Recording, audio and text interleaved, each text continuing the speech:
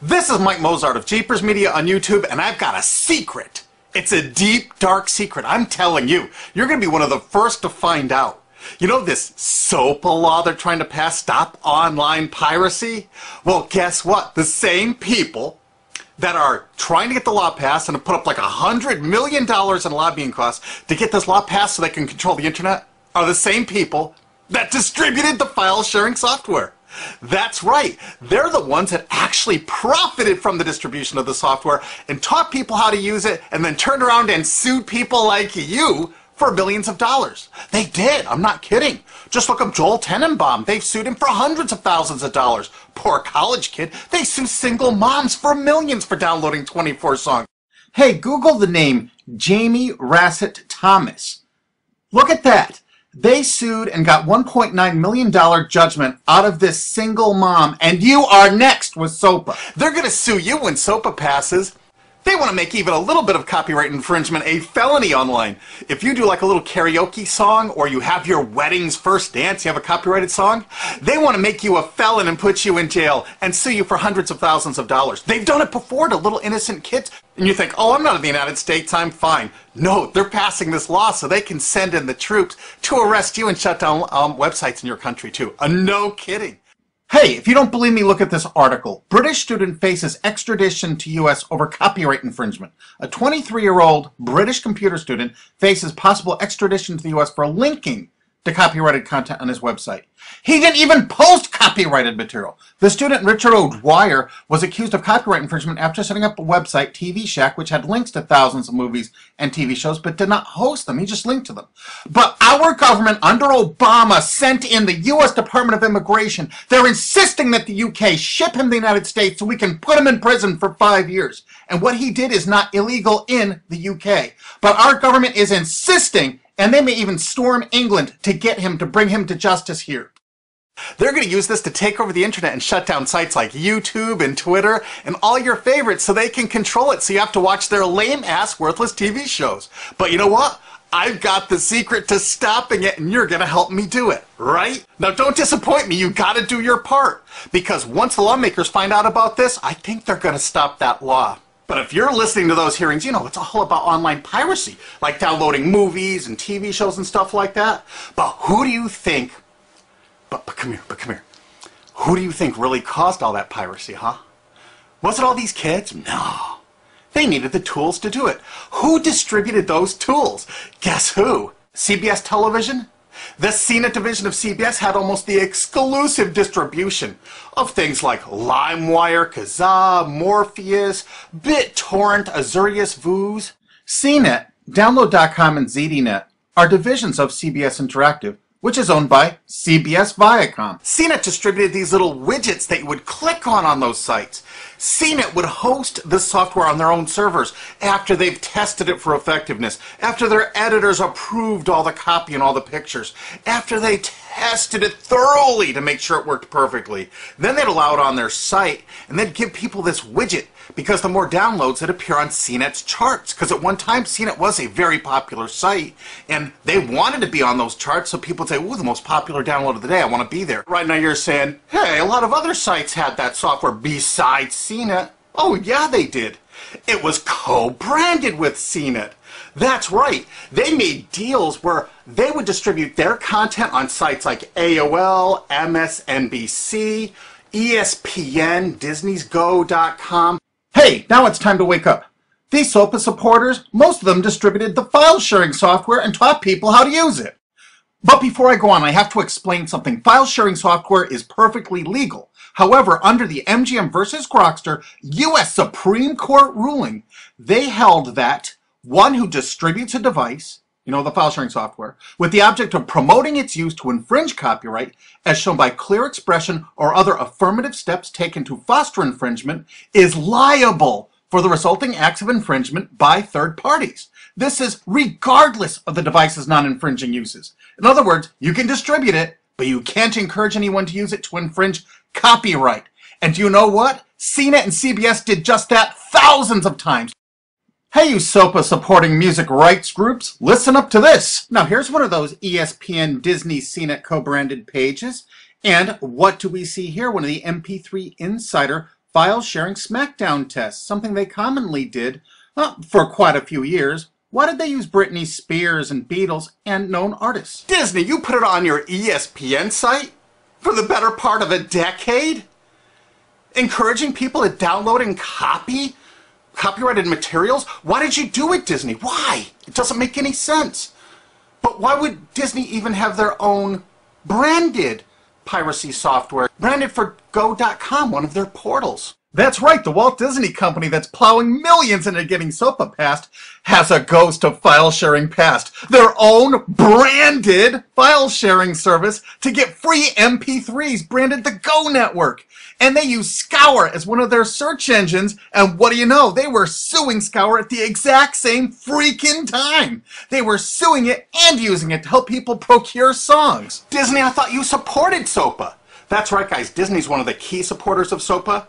And enjoyed a decade-long distribution deal with CNET for all those downloads. Another one of the key supporters of SOPA, Warner. The Warner Corporation distributed this software through their AOL portal for years and made a bundle doing it. They distributed Kazaa, for God's sakes, BitTorrent. They did them all. AOL? Oh, no, you didn't, AOL, because you were part of Time Warner. They're leading the charge for SOPA. And did you know that the co-founder of CNET, Shelby Bonney, was actually on the board of directors and the chairman of the board of CNET and on the board of directors of Warner Music Group at the same time, distributing all this file sharing software while Warner was actually distributing this material through their AOL portal. It just doesn't make any sense. Why would they do that? Why would all of the entertainment companies, it seemed, distribute all this software and encourage people to use it to infringe copyrights when no one else was really distributing this software? And AT&T Broadband Online was in partnership with Comcast. What did they distribute? No, not Kazaa. Yep, that's right. They offered all the co-branded software downloads of CNET, including Kazaa, 281 million downloads. And don't forget that CNET had their own built-in search engine. That's right, it was used for finding MP3s. And to make it even easier, you didn't even have to leave CNET's site. Nope. They actually helped you out by suggesting people like the Beatles or Beck's Loser song. That's right, CBS CNET's Search.com offered the easiest way to find free MP3s. Look at this, they even show you how to get Beck's song Loser, one of the ones that Joel Tenenbaum was sued over. And look, they had presets for YouTube, Britney Spears, and Madonna, and returned results like this that were a simple right click away and downloaded right from CNET's own cozy little site, so you never had to leave. You can get music for Rush, Incubus, Lenny Kravitz, and more. They maintained this for years as a piracy system. And you simply just push find, and it returned embedded links that you would right-click on and download the songs directly from CNET. They made hundreds of millions of dollars doing this, guys. Hundreds of millions of dollars, while suing kids for using it exactly as they instructed. You got a lot of splaining to do, CBS. A lot of splaining. We can't wait for Discovery. NBC was a big investor in CNET. Bet you didn't know that. And Paul G. Allen from Microsoft, he was a big investor in CNET. And one of the biggest distributors of file sharing software co-branded with CNET with all the reviews was Microsoft, the MSN network, and the Microsoft website itself. Look at these examples. And they co-branded all of CNET's content, including those product reviews, using real songs to find out which was the most effective way to steal the music. Of course, real titles, real names, and they covered Grokster, Morpheus, Kazaa, BitTorrent, everyone. They used known copyrighted songs. They used known copyrighted material to test and show the effectiveness of this software. They left those reviews up for over a decade, linking directly to the software downloads. What do you think the intent was? Can you say inducement? And of course, LimeWire. LimeWire too? And Microsoft also distributed the content directly from Microsoft.com co-branded and made distribution deals for a profit with Kazaa. No way. Well, Microsoft themselves distributed BitTorrent right on their MSN site. They featured it, their proud investment. It's strange how the content licensing partners for BitTorrent just happen to be most of the people supporting SOPA. And they know it was used for piracy. The CNET writers admitted that it was the king of piracy online, that you could use it to procure copyrighted materials. They advertise that fact all the time in their editorial copy with hot links to go download it so you can get the material yourself. And let's not forget that CNET distributed all the DRM removal equipment. That's right, Download.com is a division of CNET. And what they did is they distributed DRM removal software for everything. Blu-ray, video games, just about everything. Now, book publishers are some of the biggest supporters of SOPA because there's a lot of piracy of ebooks going on online. Of course there is, because CNET and ZDNet distributed all the DRM removal software to strip the DRM out of those books. That's why there's so much piracy. They offered a cornucopia of DRM removal software for everything. Why would one of the big entertainment companies, CBS Viacom, that's leading the charge for SOPA, distribute this material? To create an aura of copyright infringement. So when they go in to see these lawmakers like these senators and congressmen, they're going to say, look at all the piracy. There's so much piracy going on. We know because we caused it all to happen ourselves so that we can control the internet. That's absolutely what happened, and you need to get this video through to every lawmaker in the world. I'm counting on you to do it. And you think that's not going to make a difference? If those lawmakers see this video and the evidence we have, they're going to say, whoa, these are all the people that sent lobbyists into my office this week about all this piracy. Why the hell have they been distributing this software for a decade as the exclusive distributors? The virtual exclusive distributors. Why would they do such a thing? They're doing it to control the internet, guys. And you have one chance to stop them before this all passes. And this is it.